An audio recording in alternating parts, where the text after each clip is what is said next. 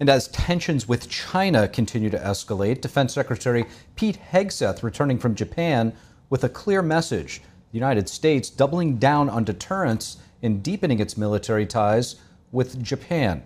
To break down what this means, we're joined by Captain James Fennell, retired U.S. Navy intelligence officer. Now, this base that was set up in Japan is being called a warfighting base.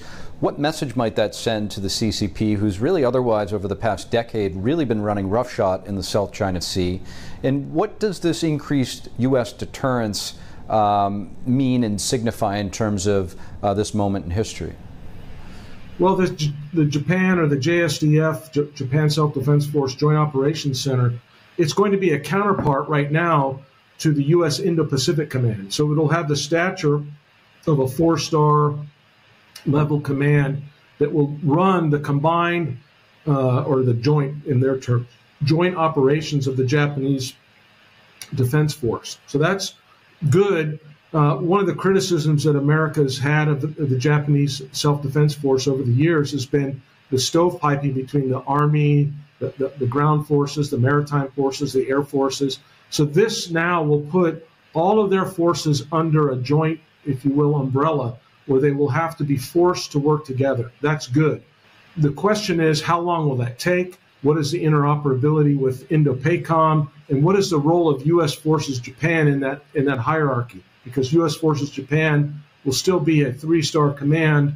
And so there's command and control issues that need to be worked out. As far as China, it wouldn't matter if they had signed that agreement or announced that or not.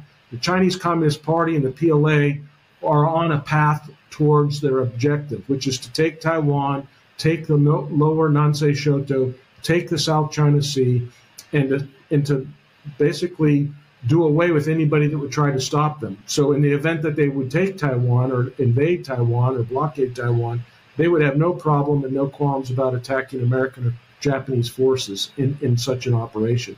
So I think the command is a long time coming. I've been retired since 2015. That's 10 years. I've spent several tours in Japan.